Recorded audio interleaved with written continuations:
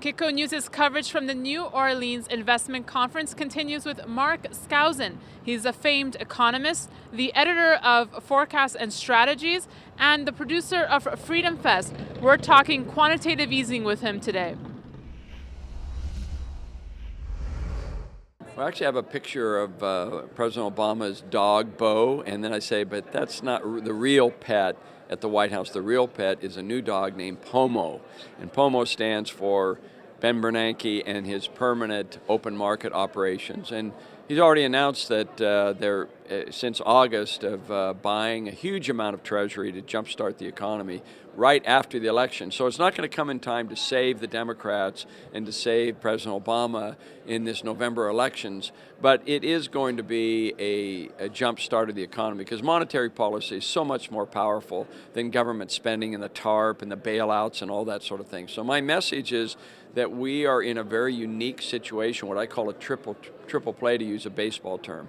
We're seeing historically low interest rates, we're seeing price inflation that's very low, and a big attempt to raise inflation deliberately through an easy money policy, through quantitative easing or this POMO. So the end result is I'm very bullish on stocks, bonds, and commodities, all three sectors. Is it too late for someone to get in who wants to get into the market? Is the price too high right now? Well, I'm more of a bull on silver than I am on gold. Gold's reached an all-time high. I think it is going to move higher, but I would rather invest in silver. I think a silver is a much better play. It's very far from its historic high of $50 an ounce. So I like silver, the poor man's gold. It's funny you mentioned silver and that being one of your top picks. What this week the main news was that a lot of people saying the silver markets are manipulated. Do you think there's any truth to that?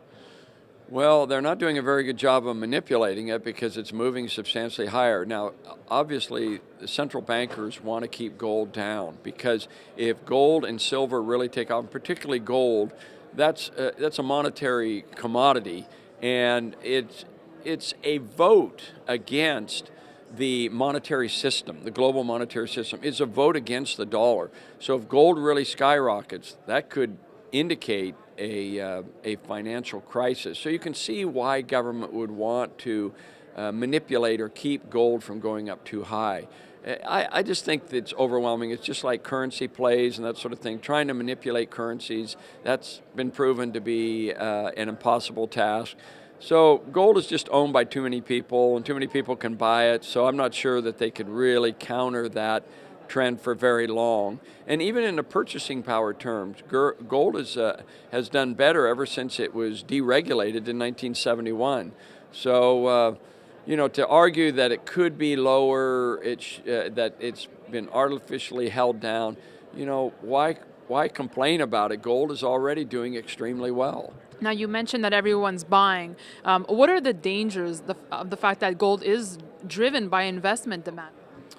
Yeah, gold is inherently volatile. Once you moved off the gold standard, and it's much more, it's an early stage of production. And so I think that it could be easily sold and the price could drop $30, $40, $50 in one day. We've seen that in the past. So it goes up fast, it can come down fast as well. So yeah, I think it is a very volatile metal. You have to be a long-term investor. Look, gold should be viewed right now as a speculation, but over the long term, it's better to view gold as an insurance policy against bad times. That's the way I look at it. Stay tuned to Kitco.com for more coverage from the show. This is Daniela Cambone for Kitco News, New Orleans.